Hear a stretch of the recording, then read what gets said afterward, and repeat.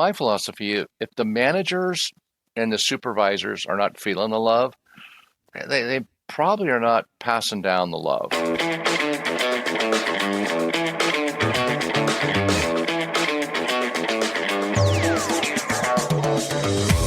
Hello there, it's me, Steve Meller, and welcome in to Growth Ready, the podcast that allows high performers to reveal the reality behind what it means to ready yourself for growth, the personal and professional challenges along the growth journey, while also allowing the high-performance executive coach in me to satisfy his curiosity toward what drives optimal performance. Today, we welcome in Rich Salon, otherwise known as Rich, the HR guy. And Rich is a career transition coach. Specifically, he is preparing folks to build a level of trust in their careers so that they can grow themselves to unleash their potential and ready themselves for the career they truly want. And welcome back into the most recent installment of Growth Ready. Delighted to be welcoming in Mr. Rich Salon. Rich, before we start to learn more about you, your career, and all the incredible insight I know you're going to be able to bring us here today, I want to ask you what I ask every guest now. And to you, Rich, what does it mean to be growth ready? Well, I got to tell you, each of us needs to be growth ready because I've not met a perfect person yet, and I'm not perfect by any means. And the more that we grow, the more we can become, the more we can do, the more we can accomplish, and the more we can influence others. Makes the world better. And for me, that's consistent with my life's purpose. A very simple person. My purpose is to make the world better and to help people. So, and part of that's also bringing out, one's true gifts. So some people discover that by accident, they're gifts, and other people discover it through very deliberate thinking and evaluation. So I used to be kind of a hardliner for a while, for a couple of years, and say, growth is not an option. We have to grow. And then I decided to lighten up on that kind of mode and focus on inspiring people to grow instead of demanding that they grow. So it's been a big part of my life's journey, both personally and professionally. Well, so some great stuff there immediately in this idea of understanding we're not perfect, and likelihood is we never will become perfect. That appetite to continue to grow is what's going to allow us to continue to really discover and reveal what is most important to us. And I really heard that there as well, as while you can look back on some of that time in your life and say, gosh, maybe I was forcing and insisting in ways that I probably shouldn't have been. And to come through that growth of your own, to now say, hey, how can I just be this facilitator? How can I now play this role of somehow being a catalyst in some way, shape, or form, but not a forceful catalyst, just hey, there's something here for you to consider. There's something here for you to maybe wonder about and be able to commit towards at some point over life. And it allows me to naturally segue into what you've spent the majority of your career in, and it's around people. Being Rich, you are known as Rich, the HR guy. And for you to be able to look back on these many, many years of working with and around people, what were some of those early signs of that exact insight that you just provided us, where you can look back and say, I was making growth a little bit too much about me, and I wasn't really considering how I could maybe set others up to be successful when it came to growth? Absolutely. The year was 2001. I was with the Home Depot. And by the way, the Home Depot is responsible for giving me that nickname of Rich the HR guy at Stock. But 2001, we had at the Home Depot, I was part of the HR organization, and we had a new executive vice president of human resources. His name was Dennis Donovan. And I was invited to lunch with Dennis and about 6 or 7 of my peers. And Dennis sitting right next to me and explaining to us that for every extra discretionary dollar that we come across, we should spend 99 cents of it on leadership development. It's like, wow. That was an aha moment, a bit of a shock. And he explained why. And Dennis explained to us that we take care of our leaders, we help them grow, and that translates to them making a better employment experience for their managers, their supervisors, their frontline team members. And it was really, really an aha moment for me, because as an HR professional by that time, I was focused on recruitment, benefits, the employee experience, known as employee relations, making sure the compensation levels. I wouldn't say that I was moving stuff from the inbox to the outbox. Didn't feel like that. But the purpose to help leaders become better leaders. And that became my mantra for the rest of my career. In fact, I'm the person who reminds HR departments that your number one charge is not recruiting, benefits, compensation, leadership, leadership training. Those are all important, but the number one charge of any human resource department is helping leaders become better leaders. It's that's it. You help leaders become better leaders, and that's when the magic happens. Things fall into place. And so, I've been fortunate to work for some terrific organizations who also believe that. It began with the Home Depot, and I can also speak for the Circuit City, for the Penske organization, for the Lowe's organization, for the 7-Eleven organization, each of which I've been helped to build during the course of my career. So I got to tell you, it's stuck with me all these years.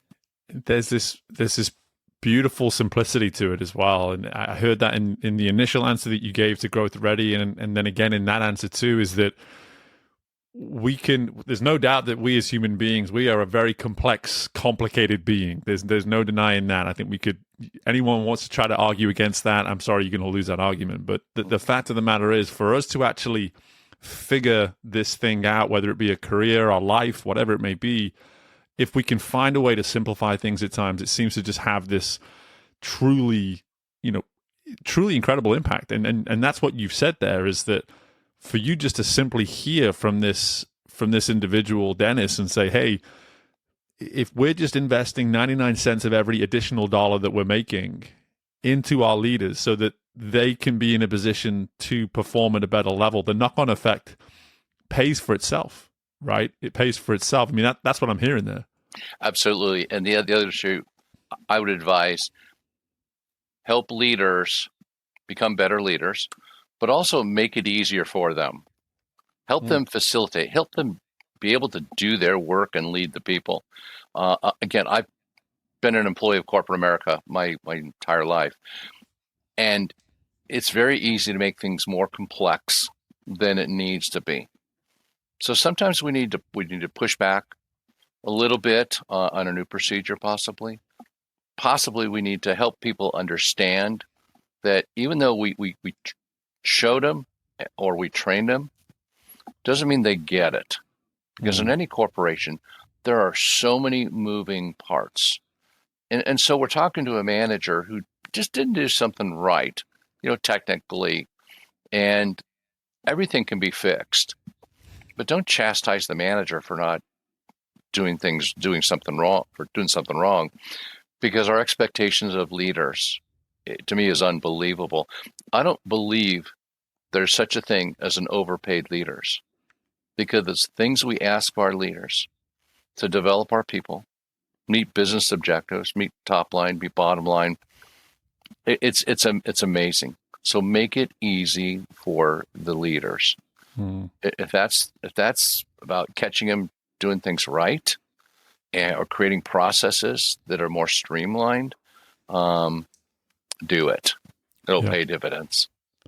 I've no doubt. And again, going back to that simple formula of something that's coming through here is this: hey, be willing to ask the right questions and be willing to keep communicating until understanding is truly established.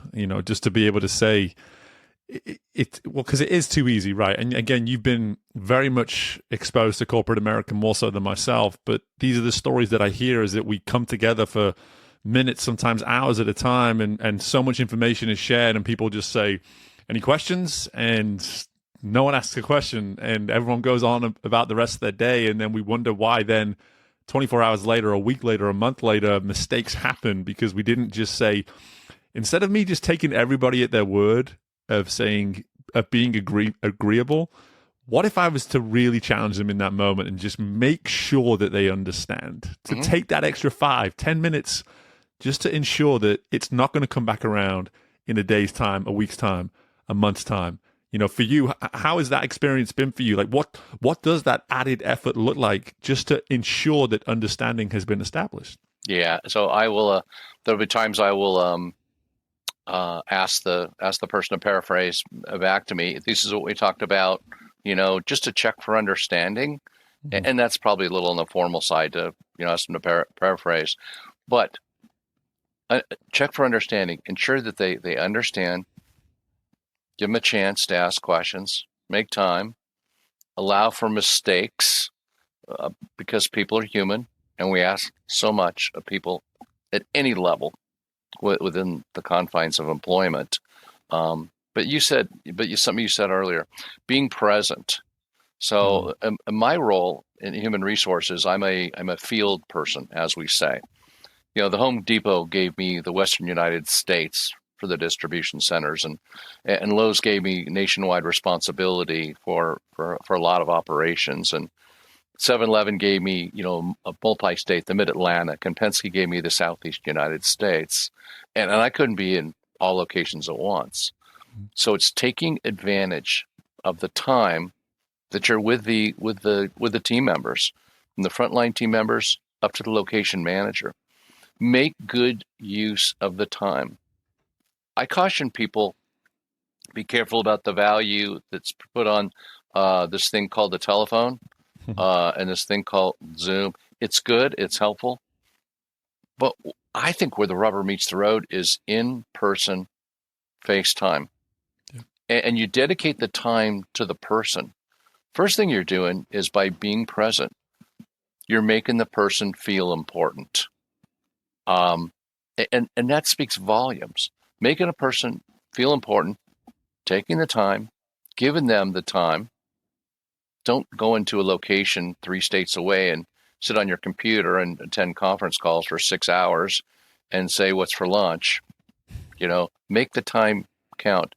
I can't tell you how many times I've been in locations, and I've logged thousands and thousands of hours on my feet in distribution centers, transportation operations, stores, call centers, corporate headquarters, where people have kind of flagged me out. Hey, Rich, I'm glad you're here today. I probably wouldn't have called you about this, but since you're here, you got a couple minutes? Yeah. Sure. It's great to be here. It's great to see you again as well. How can I help you? And sometimes it's a really trivial question. Sometimes they want just a sounding board. Hey, I've gotten a couple of opinions. Let me get yours, Rich. Okay. But sometimes there's a deep problem, a deep level of frustration. And that doesn't always come from the frontline employees. Often it comes from supervisors, and often it comes from managers. And I got a long-term philosophy.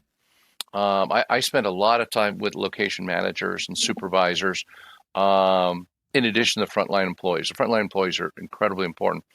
But my philosophy, if the managers and the supervisors are not feeling the love, they probably are not passing down the love. So the root of a lot of problems is how the managers and the supervisor are feeling. Because what they're portraying, what they're displaying, in the eyes of their team members is important. Are they being portrayed as troubled, or are they being portrayed as confident and self-motivated? So I think FaceTime remains incredibly important. Zoom and phone are fine. Those are used to help maintain relationships. But I believe a big foundation of building relationships, getting to the level where you want, really comes with FaceTime. And that's in a location. If that's riding with a regional manager, for a whole day, going location to location, build that relationship. And also at the same time, take interest in their career. I've had vice presidents when I assume a region, I accept responsibility for development, employee experience, compensation, the whole HR experience for the team members, the frontline team members, the supervisors, the managers, the regional managers, but also executives. And I tell the executives that I'm aligned with, I'm your HR business partner. I'm your HR business partner, and I'm here to help you with your career growth as well. And that's kind of a surprise to some executives. They don't expect that from field leaders. They expect it from the chief HR officer, certainly. But like I'm helping their careers, all your team members' career. I'm here to help you. Either go from good to great on things, or if there's any deficiencies you have, let's get you to good. Yeah. Yeah. And I think the couple of things that really stood out to me there. Firstly, we're definitely going to come back to this, the build versus the maintain.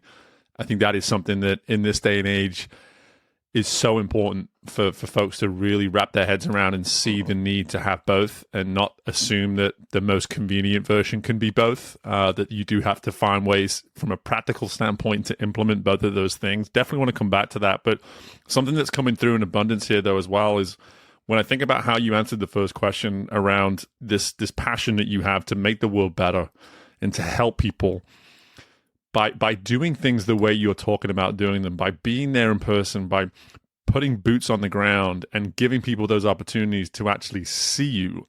It's allowing you to not only, fulfill that goal of yours, but you can actually now start to see the power in this very philosophy that you have. Like, you're seeing the benefit. Hey, my being here is paying dividends. It is in fact allowing me to realize this personal mission that I have to make the world a better place and to make sure that I'm helping people in the process. And I'm curious, when you think about the work that you do or have been doing now for the last 3 decades and the work that you do today, when you think about what that looks like, when you see it in its best form, someone who is truly feeling the benefit of you deciding, I'm going to be here, as opposed to conveniently just check in through a Zoom or through a text message or whatever it might be. I'm just curious from your side of things, what does that look like to you, or what does that feel like to you when you see the true benefit of showing up, helping someone, and giving them that opportunity to truly benefit from your presence? Well, I would tell you, I'm just a servant. And I have a servant. I have a servant mentality. Human resources, I believe, we HR professionals we're built to serve. And some of the problems we solve are complex. Some are very, very simple. But our job within human resources, and this is my personal feeling, we're there to help the people, solve their own problems. We're not the answer. We're not the answer person. But when I return to a location and somebody calls me by name, Rich, it's great to see you again. I know last time we talked, we were talking about college football. And now that college football season's over, now, Rich, what are we going to talk about? So they remember our previous conversations. Mm-hmm. And, I've never been employed as an HR team member to be thanked. It's just not me. But people do thank me, and people do thank my peers for what they do. And to me, that's good enough. Yeah. Again, I'm here to serve. I'm here to make people feel important. In fact, I discovered just a few years ago really what my life's purpose is that I explain, but my career purpose. I wouldn't say I was moving stuff from the inbox to the outbox all those years, but a few years ago I discovered my career purpose is to help people find the level of career fulfillment that they want. That's it. And in everything that I do as an HR team member on a payroll of a corporation, as an HR consultant, as a career transition coach, helping people find their career path, as an author, as a speaker. That's it. That's everything that I do. And I've actually translated that into my humanitarian world as well. I have a couple of humanitarian efforts I've got going right now, and the biggest one is yet to come. But help people feel important. Help people understand their experience, their commitment, and their efforts is making a huge difference. So I do that at work, and I do that outside of work in my humanitarian efforts. So it really is about helping people, making people feel important, but helping them find the fulfillment in whatever they do, but especially their career. Because again, I've seen too many people that are just moving stuff from the inbox to the outbox. And look, I was proud to be named nicknamed Chief Engagement Officer at a large corporation. And I believe employee engagement is important. So helping more people become engaged, and then take it past engagement, because you can be engaged in your work by the engagement definitions, but you may not be fulfilled. I'll give you an example. We measure employee engagement. Does the person have the tools to do the job? Do they have the resources to do the job?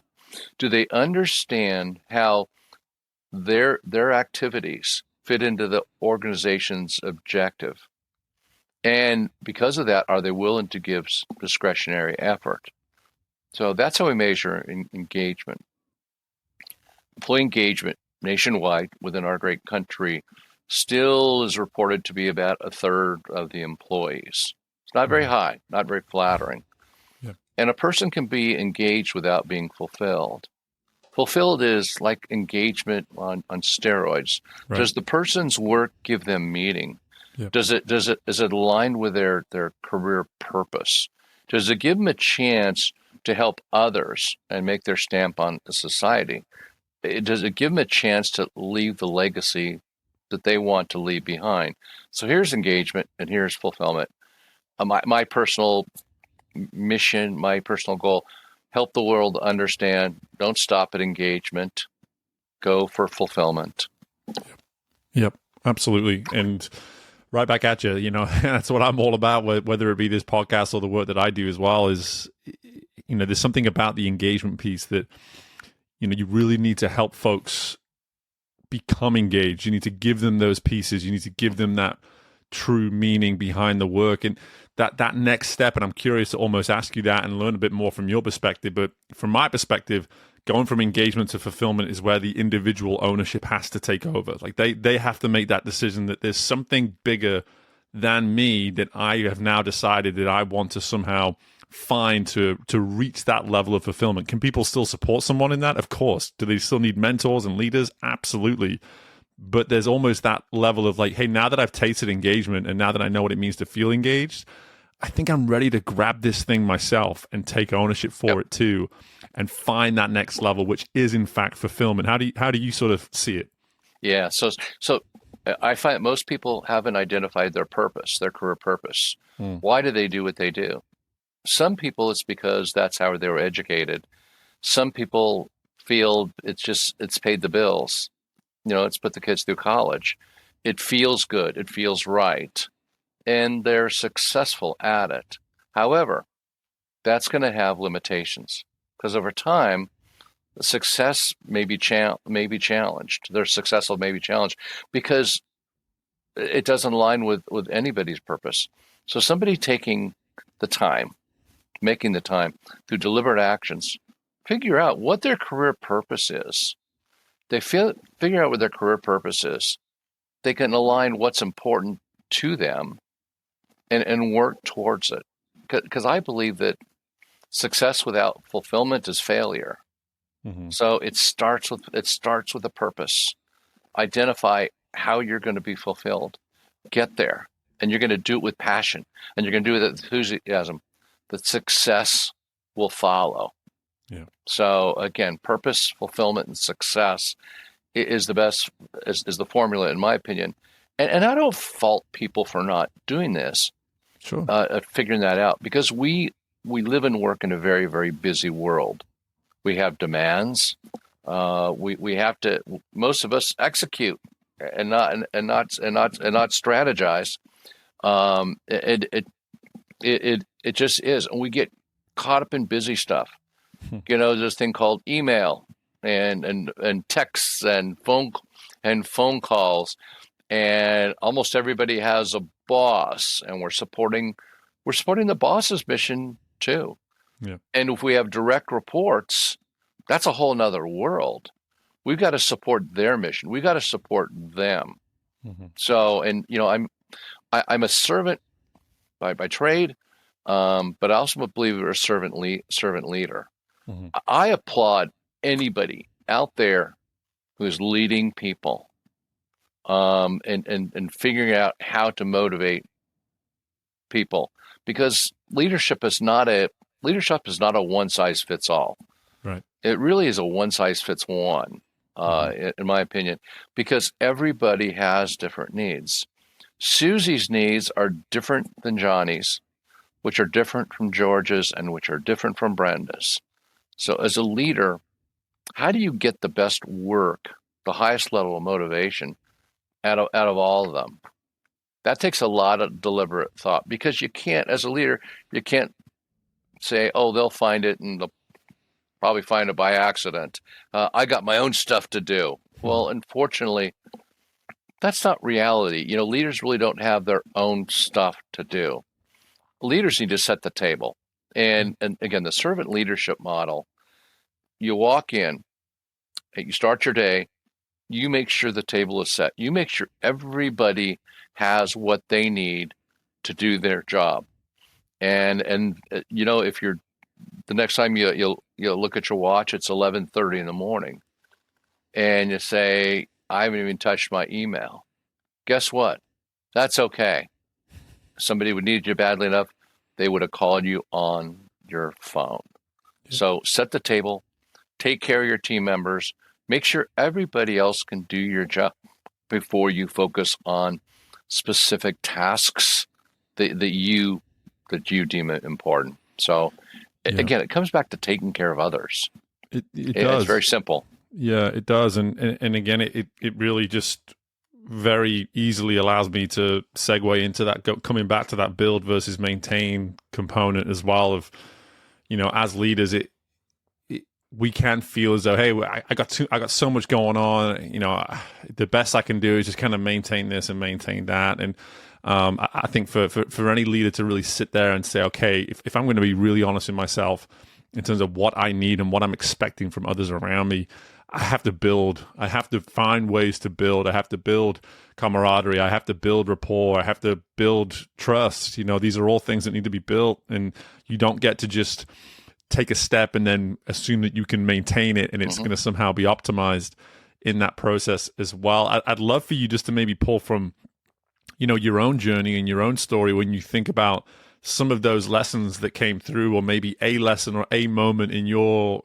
life, in your career, where you saw the true benefit of the building philosophy. And I know you obviously alluded to it before with being boots on the ground and being in some of those places. But at the same time, I have to assume that there must be so many accounts over the years that maybe you can identify one or two here for us now of just the importance, and just to really make that abundantly clear to anyone listening that, hey, if I'm in any role of leadership, to maintain cannot be the way. Building must be the way, and maintenance is something that will probably be something that, I use when I need to use it as well. Absolutely. Well, I was in a very unique position where I was frankly tasked with building hope. 2009, January 16th, 2009, Circuit City was forced to go into bankruptcy liquidation. I was part of the 34,000 team members at Circuit City that day who were informed that we're all going to be out of a job. And I was asked to stay on. We had 1,700 people at corporate, and two of us were asked to stay on till further notice to help wind down the company. And 1,500 corporate team members started their full-time job search, which is great. We didn't need 1,700, just need 200, and I was selected. And they asked me to close down the distribution centers. Okay. And then close down the service centers. Okay. So I appeared to have my marching orders. And then a couple of days they came to me and they said, Rich, we've got another one for you. It's like, I'm here. They go, Rich, we need you to kickstart the job search. for the 34,000 people nationwide at Circuit City who are now going to be out of a job.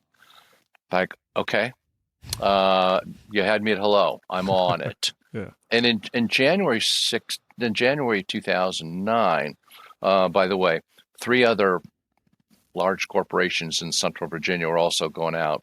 So it was a bloodbath in Virginia, but it was also a horrible time nationwide. It was unbelievable.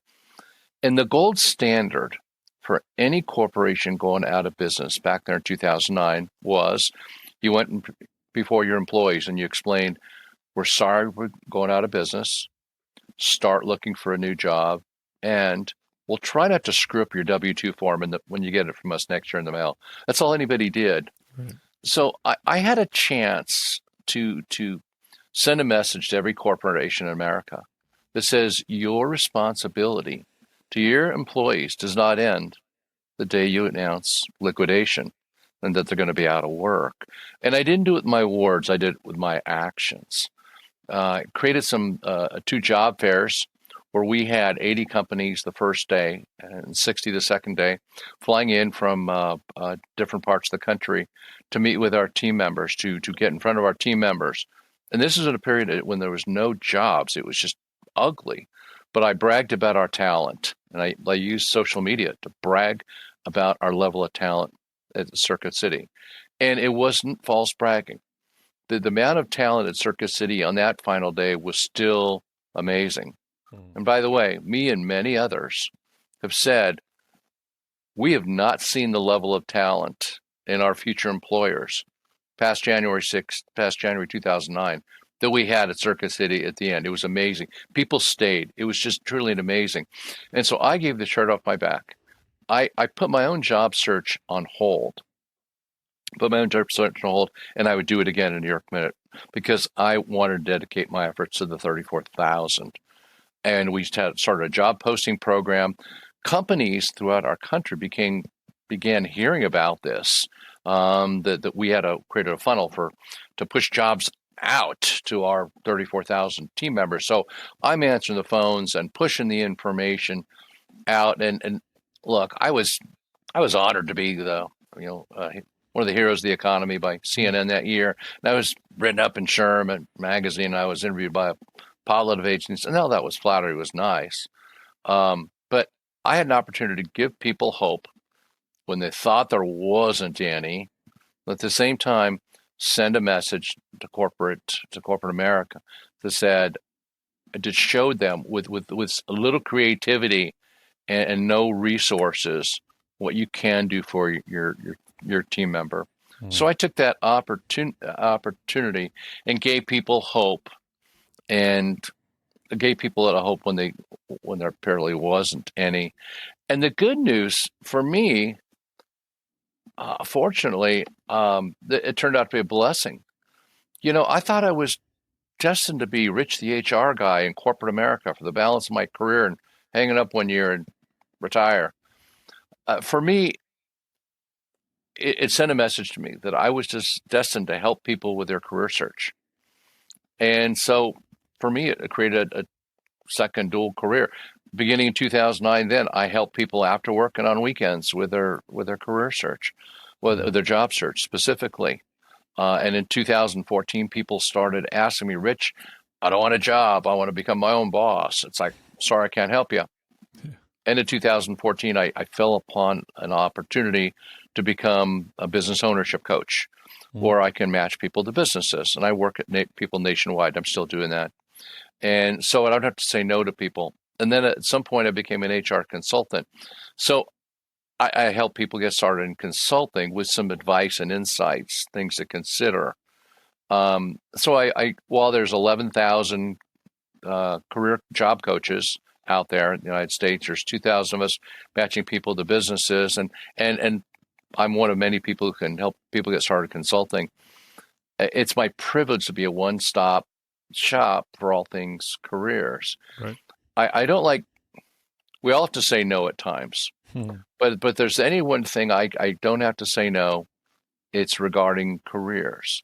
I've not been stumped yet. I've not been stumped where Rich, I need help. Rich, I got this roadblock. Rich, I can't get over this hump. I can't get the final interview. Rich, I'm getting terrible job off. I've never been stumped. Yeah. So what was January 9th, 2000, January 16th, 2009, Circuit City orders bankruptcy liquidation. I made the best of it, and and I can only hope the other 34,000 came out of it as good as well as I did. Sure. But again, I realized that my world doesn't, and helping people professionally does not stop on being on the payroll of an organization. I can help people on Saturdays, I can help Sundays, phone, Zoom, nationwide. I help them. Yeah. In any way possible. So I think I've truly been blessed. Yeah, and gosh, I really appreciate that story. And it speaks to something here that I think is so important. Is that you were saying that some of these things, it can't be based on just a paycheck or just your marching orders. Like you can't really track hope, right? But you decided, like, hey, I'm going to build it anyway. I'm going to help people find hope in some way, shape, or form through a time when you're one of that 34,000, everything seems bleak, everything seems over. There's no opportunities.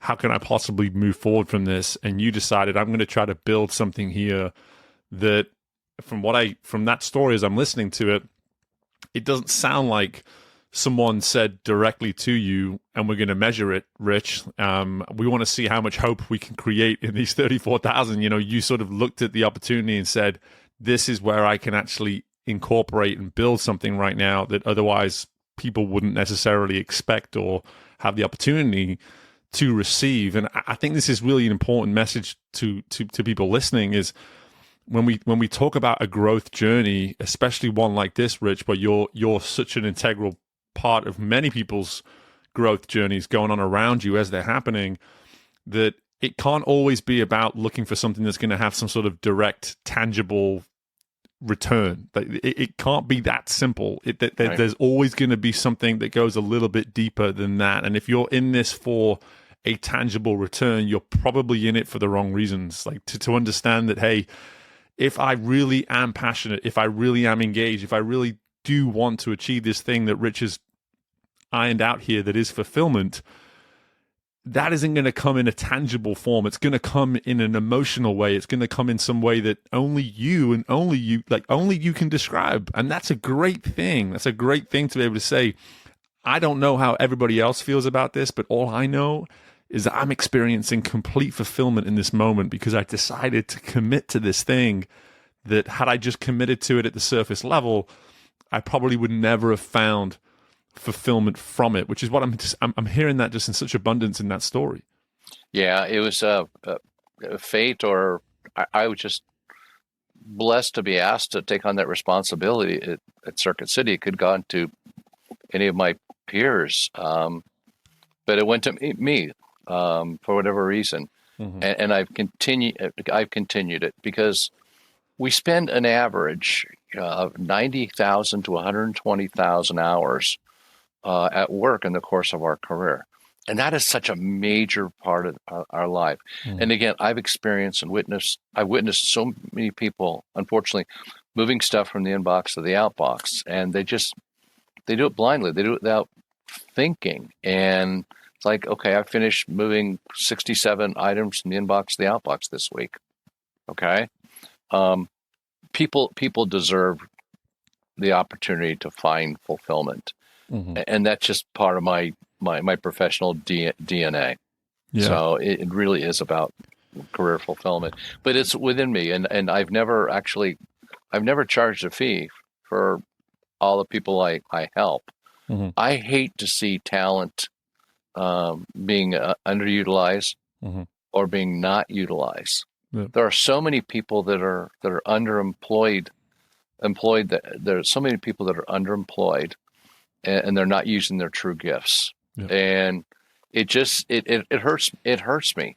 So whatever I can do to help them bring out their true gifts, and if that's just way to help them in their current role, or if it helps them decide maybe they should do something else. Or so many people have come to me and they say, Rich, I know I need to do something else. I just can't figure out what it is. So I help them. I have a very simple exercise that I ask them to consider doing on their own to figure out what they should be consider doing. It's very simple. I ask them to identify their passions. What do they love doing? What do they love doing so much that's almost a crime to pay them for? I mean, the awesome things. Their talents, not what they think they do well. What have people told them they do repeatedly well? Those are their talents, because we don't have a good view of ourselves. It's just, it's not clear by any means. And also, what's important to us? Is it autonomy, empowerment, heavy direction, job security? What is it? And then identifying, with the help of others, identifying potential career paths or roles that intersect their passions, their talents, and what's important to them. Yeah. And so many of the people that I've explained this exercise to it say, wow, nobody's ever put it to them like that. Nobody's ever explained to it, but it makes sense. And it's very, very simple. But also you're going to be reliant on 2 or 3 sounding boards, like what I call a personal board of directors, to help you with the identification process. Yeah. And people come back to me, I listened, I did the exercise, Rich, I'm going to be doing this. Not, I'm going to try to do this, Rich. He goes, Rich, I'm going to be doing this. And if that doesn't work, my backup is this. Right. I'm going for it, Rich. Great. And again, such a it seems like such a small, insignificant way of phrasing it, but it's actually so powerful to be able to say, to shift from saying I'm going to try to do this to I'm going to do this. Again, in my world of coaching, it's even people that you would never imagine, like, hey, these people are they're an executive at this great company and they're successful in so many people's perspectives.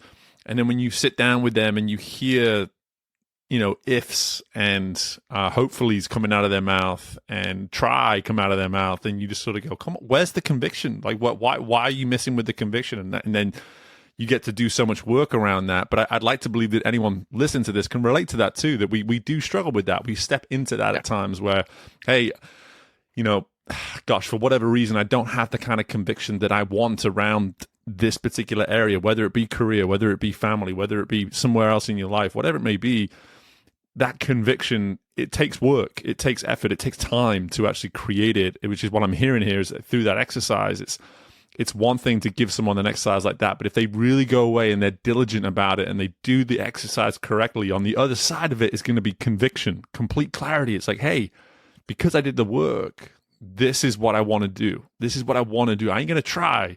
I ain't going to try, Rich. I'm going to go do it. I'm actually going to go do it. And someone actually was nice enough to call me out on that about 2 or 3 weeks ago as we speak now, is that they told me, hey, I see you doing this and doing this and doing this. And I said, oh, man, I'm trying. And they just went, whoa, you ain't trying. You're doing. You're doing. And I was like, hey, you know what? I appreciate that. I appreciate you holding me accountable to that language, because that person was right. I wasn't trying. I was, in fact, doing. I have been doing a lot of these things. And so that's one of the great bits that can kind of come around with this too, is that acknowledgement from that personal board of directors, like you said, they're looking at you after they give you some of that insight and support. They're looking for you to go out and do, so that they can then come back around a month from now, a year from now, and say, I see you doing. I see what you're doing. I see the conviction you're doing it with.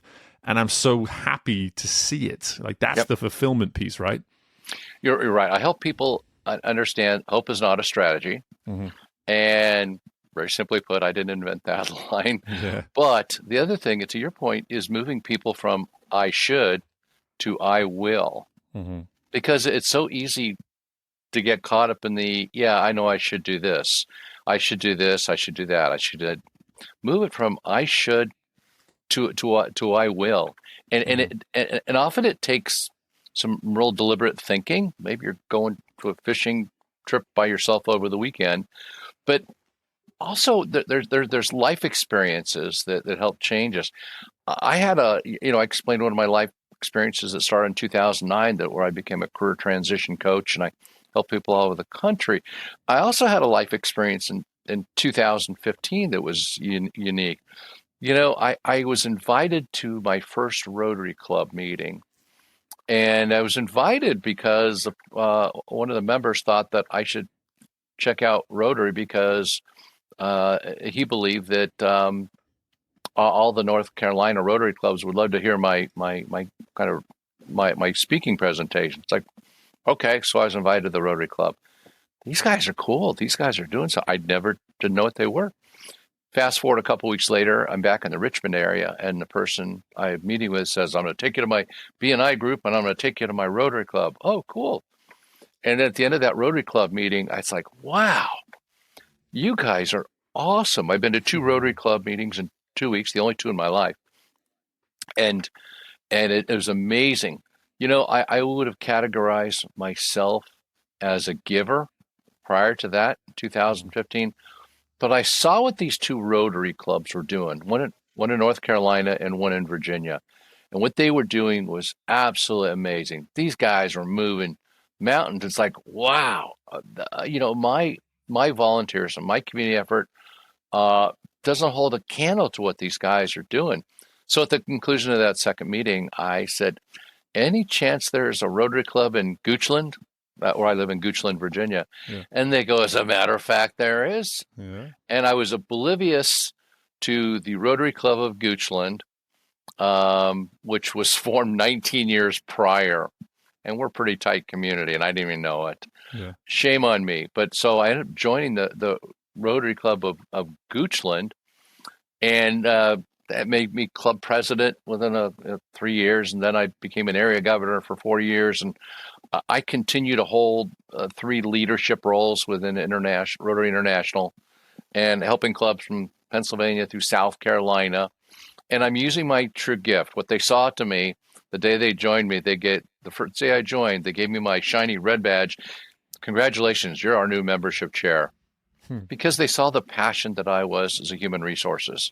Yeah. So I'm all about membership. All these roles I hold in Rotary lately are about membership, driving Rotary membership, because we really do some great work. And now I'm trying to inspire them to innovation. In fact, I'm carrying the concept of one size fits one into Rotary, because Rotary was formed on a one size fits all model. Mm-hmm. But along the way, this Rotary journey, we're just moving mountains. We do some incredible things locally. I'm part of a project team of 5 people who's working with a Rotary club in Kenya to fund a managed water project in Kenya for a village that doesn't have what we call managed water. In Kenya, in the village of 2,800 people, the women and girls, it's their responsibility to fetch the water. They're taking buckets and they're going about half a mile away, filling up the bucket from the only well. Then they're walking it back, and that's how you get water for personal consumption, for the livestock. That's what they have. They don't have any taps, no spigots. So we're funding a project. It's going to cost and we've got it. So it's going to cost about $95,000, but we got it. They're going to have a new well. They're going to have a water tower, adjacent to the village, and they're going to have 6 spigots, one in each of the 2 schools, the 2 churches, and then the 2 in the town square. So they can just walk over to one of these spigots, turn it on, fill up their bucket or their water receptacle. We're giving them a water filter, for each resident, so they can bring the water back and filter it in the home for usage. We're transforming their world, and if I have it my way, this is only phase 1 of the project to transform their lives. So since 2015, I've really gone through a personal transformation, and I'm on the Rotary journey for life. And I recently was asked to become a board member of a grief center. There's in Virginia, there's a grief center that offers free group counseling following the death of a family friend, a loved one, and it was my privilege to be asked, which happens to align with what I believe will be my life's legacy. I don't believe my life's legacy will be Rich the HR guy in corporate America who wrote a few books and did some speeches and helped a lot of companies and helped a lot of people with their career search. No, when I retire, I plan to become a wish granter for adults diagnosed with a terminal illness.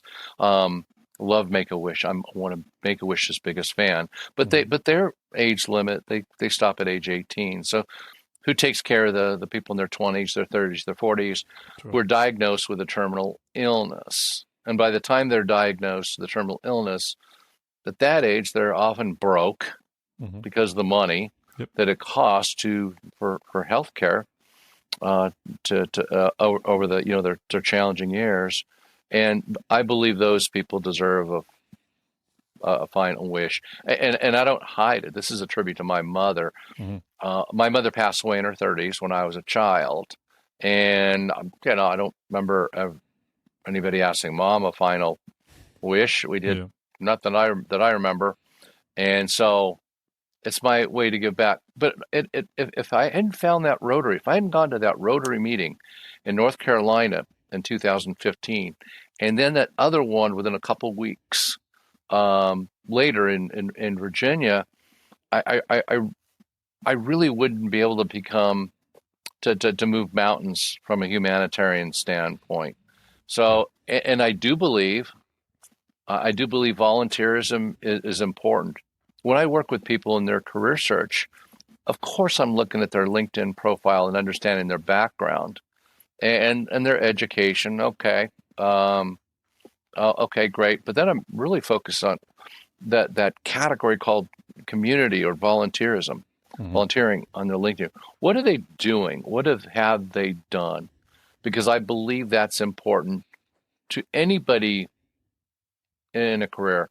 Hey, if they're going on the American, Heart Walk, American, Heart Association walk every 3 years, that's great.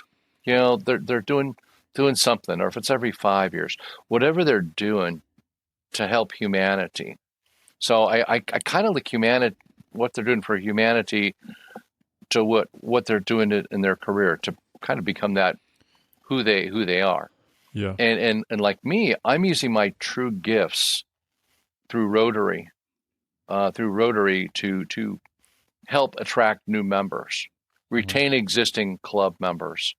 When club members leave Rotary for whatever reason, let's leave with a good experience, a good feeling, so they'll speak highly about their membership.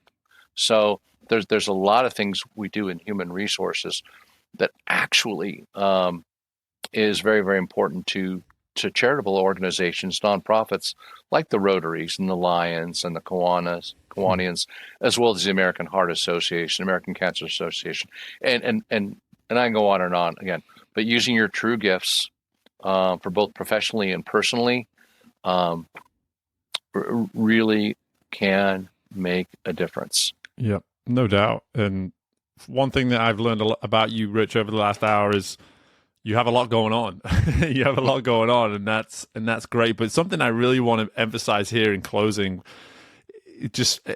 as you emphasize that throughout that insight there with Rotary is, you were brought to it out of chance in a way, but then at the same time, you were able to connect the fact that who you are and what your purpose was and where you found fulfillment in your work.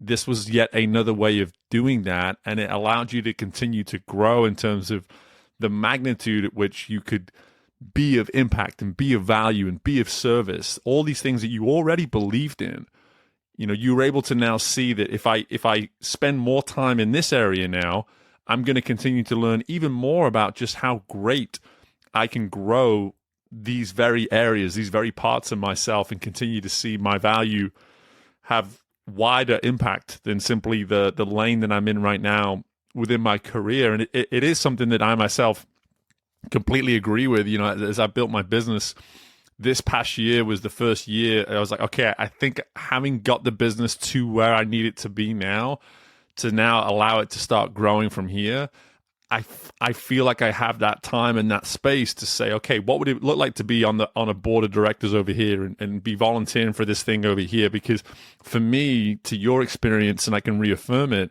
it allows you to walk into rooms that you otherwise wouldn't be walking into, to see how you can be of additional value outside of this. What you learn, it's actually a quite narrow lane that is your career. Like you think you're experiencing a whole bunch of stuff and that you're so busy and you don't have time for this and all this. But when you just create a little bit more room, or you just add an additional lane where you can utilize those gifts and those talents that you have, what you get back is just so abundant. You learn so much about yourself. You then suddenly look at the way you even go about your career and your life in a different way, in a unique way, in a renewed way.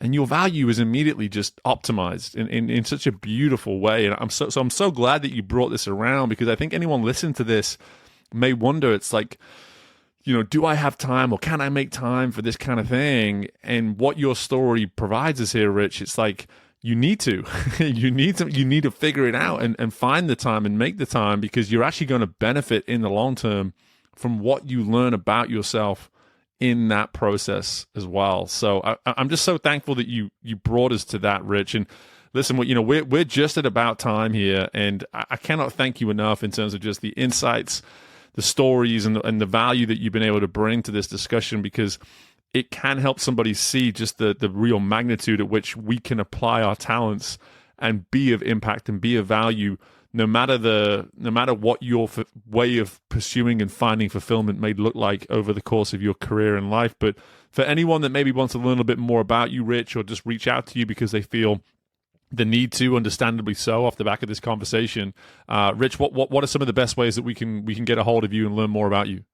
LinkedIn is probably the best. It's find me on LinkedIn. If you even type Rich the HR guy in Google, you'll find me. There you go. If you go to LinkedIn, Rich Salon, Salon, or Rich at richthehrguy.com. So just remember Rich the HR guy. Start Googling, go through LinkedIn, and you'll find me. And by the way, Steve, this has been a great discussion, and I want to wish you all the best in this show. This is amazing. I actually caught an episode where you interviewed Jason Silver recently, and that was very, very impressive. So you were helping so many people through your podcast. This is extremely valuable, and I just want to commend you as well. Oh, Rich, words mean a lot, man. Thank you so much. It's certainly one of the main reasons I do this, and so for you to acknowledge that means the world. But listen, you've got a fan in me, and I'm going to be encouraging other people to go Google Rich the HR guy from now on for sure. But listen, brother, in the meantime, just thank you again, and just best of luck with everything in your world moving forwards. Very good. Thank you, Stephen. Until we meet again. And my thanks again to Rich for joining us on the show today.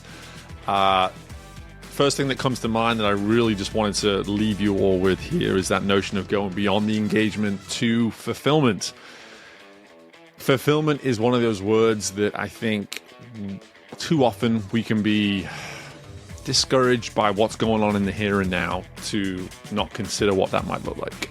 And I, for one, and I know Rich clearly agrees, believe that we need to look past the moment that we're in and consider what is possible. Start with that engagement. Ask yourself, am I engaged in what I'm doing? Do I feel a sense that I'm not fully engaged? If that's the case, okay, great to know the truth. What can we do about it? How can I become more engaged? Knowing that the more and more engaged that I become in the work that I do, in the life that I live, at some point beyond that moment, you're going to arrive at considering fulfillment. You're going to start to get a little bit more ambitious around what you can get out of this journey. That's exciting. That's an amazing situation to be in, to say, hey, beyond this engagement, if I just continue to put in the time to become more and more engaged, that fulfillment is potentially waiting for me on the other side. So if you don't understand what fulfillment looks like right now, that's fine. Just know that. Know that by being more and becoming more engaged in the work that you do and the life that you live, fulfillment will eventually be something that you can consider. You can get clear around what it looks like. And then with that engagement, you can go and pursue that fulfillment. Take ownership for achieving that fulfillment as you go through the rest of your career and the rest of your life. So I really appreciate Rich bringing that to the forefront within this conversation. Great stories, great insights, courtesy of Rich, the HR guy. Be sure to take the time to go give him a follow and learn more about what it is he does. And as far as what we're doing, let's keep going with what's working, because these episodes of late have been phenomenal. They continue to deliver such a variety and diverse selection of insight. And I, for one, continue to benefit and learn as the person that's asking the questions. So I have to believe that you, as the listener, must be benefiting in a whole nother way. I would love to learn how you might be benefiting or how you might be feeling about this transition that we've taken from the previous podcast Career Competitor to now where we are as Growth Ready. What have you learned? What do you like? What do you still want to hear and see more of? Let me know, steve@growthready.com or podcast@growthready.com. Either way, it's going to get to me, and I would love to learn more about it. Best of luck with anything and everything you've got going on in your world, and I look forward to doing this again with you very soon. Bye for now.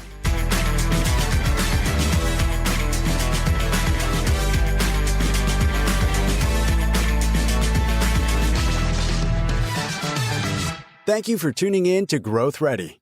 If you liked what you heard and are feeling ready to grow, be sure to leave a 5-star rating, subscribe to the show, and share the episode with someone you know is ready to fuel their growth journey today.